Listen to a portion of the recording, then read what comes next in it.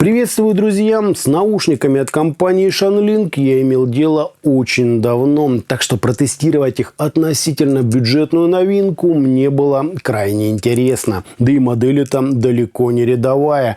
Внутри Sono трудятся целых два динамика, один для низких и один для средних частот, ну а наверха назначили какой-то фирменный арматурный драйвер. Настроили все это по кривой диффузного поля, оснастили съемными фильтрами и в качестве дополнительного бонуса приложили в комплект амбушюры и елочки.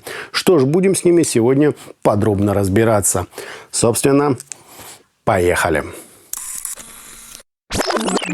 Пришли наушники в довольно компактной коробке с выборочными характеристиками, из которых стоит отметить наличие двух динамиков на 9,2 и 6,8 мм, а также суммарный для всех драйверов импеданс, равный 16 Ом при чувствительности в 103 дБ. В комплект нам положили инструкцию, плотный черный бокс, пару сменных фильтров, насадки елочки, а также неплохого качества набор силиконовых амбушюр. Заменить их на что-то стандартное, конечно, можно, но, например, КБР-07 закрывают дополнительное компенсационное отверстие на тех самых звуководах. Так что с насадками тут не все так просто. Елочки же мне вообще не сели. Кабель на вид неплохой, гибкий, витой, с прямым металлическим штекером и коннекторами, специально заточенными под данную модель. Впрочем, его сопротивление в 0,6 Ома выдает довольно посредственное качество. Заменить его очень легко, однако эстетика при этом будет нарушена. Сами чашечки полностью выполнены из металла. С внутренней стороны находится основное отверстие для компенсации и сменный звуковод, выполняющий здесь к тому же роль фильтра. Ну а с внешней части красуется только логотип компании. Сидят наушники удобно, смотрятся отлично, да и с звукоизоляцией у них все в порядке. Вот так, друзья, это все и выглядит.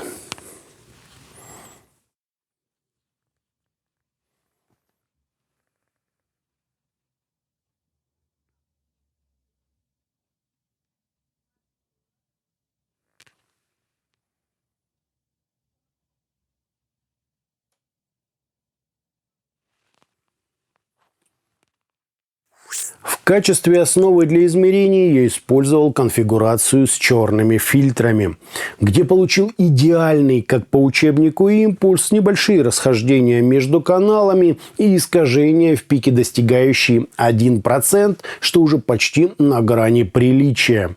Фаза ведет себя относительно корректно, затухание на 30 и 60 дБ принимают все те же знакомые нам значения, причем без особых возмущений.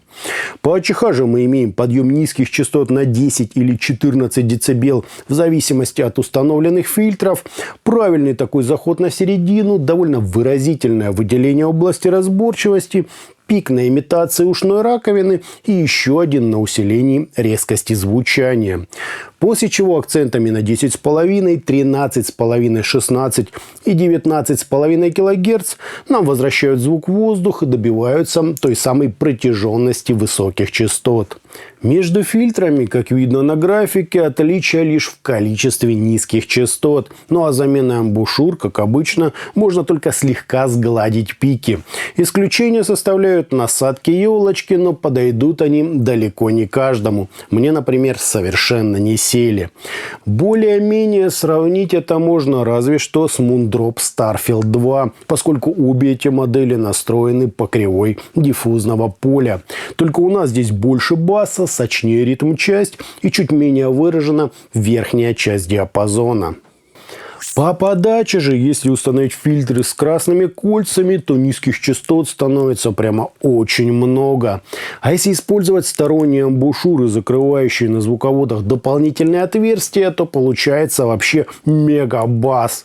Поэтому лично мне больше понравилось, как они звучат из коробки на всем комплектном.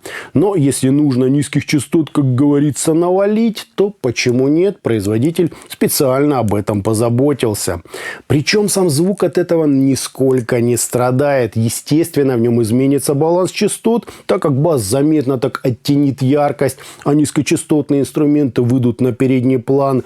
Но сама взаимосвязь частот при этом не изменится. Все будет по-прежнему гармонично и максимально эффектно.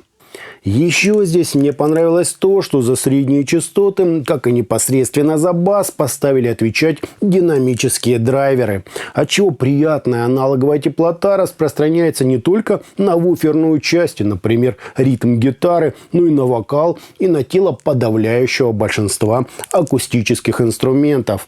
Это заметно так выделяет героев обзора на фоне конкурентов с хотя и задемпфированной, но неестественно резкой и сверхдетальной арматурной серединой.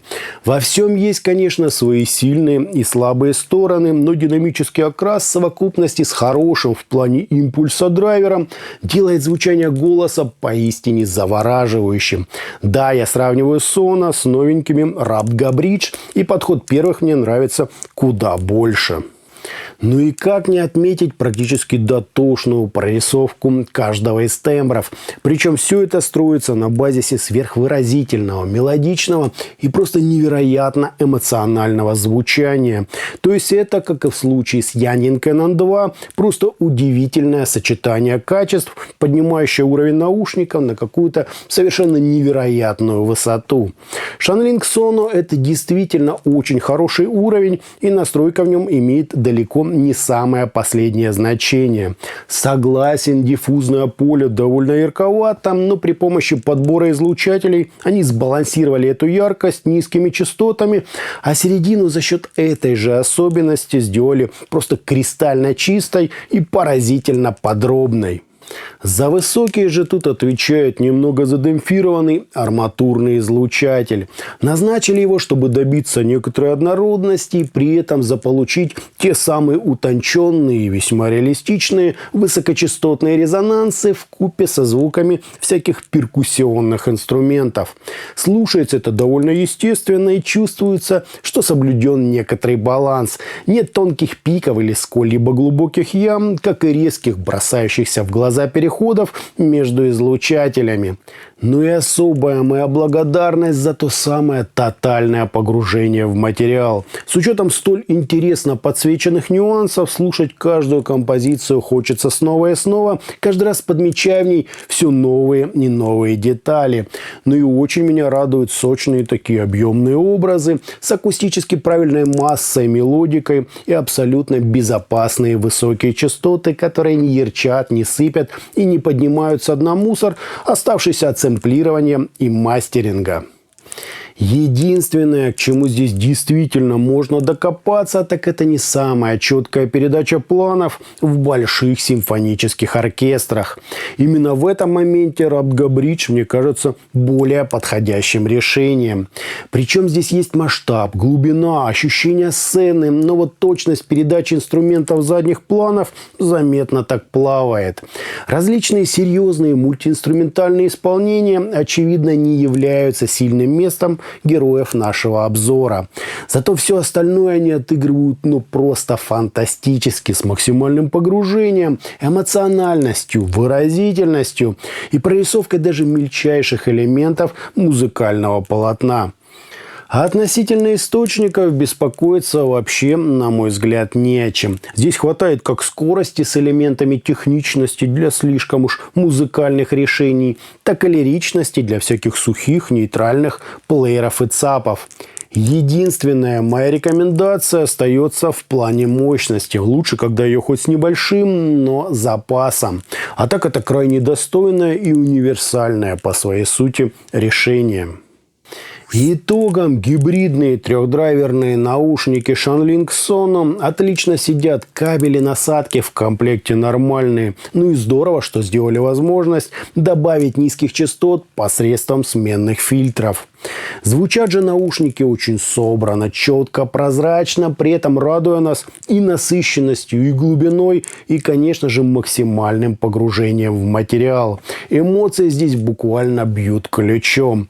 Просто удивительное по совокупности фактов решения для тех, кто ценит акустическую правдоподобность и высокую точность в прорисовке всего музыкального полотна.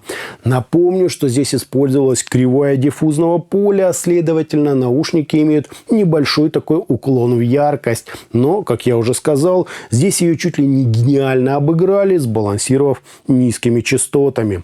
Мне модель прямо очень понравилась, практически хит в своем сегменте. А на этом у меня все. Это были наушники SHANLink Sono. Не забывайте, что у нас есть группы ВКонтакте и Телеграме. Подписывайтесь на них. Всем, друзья, добра!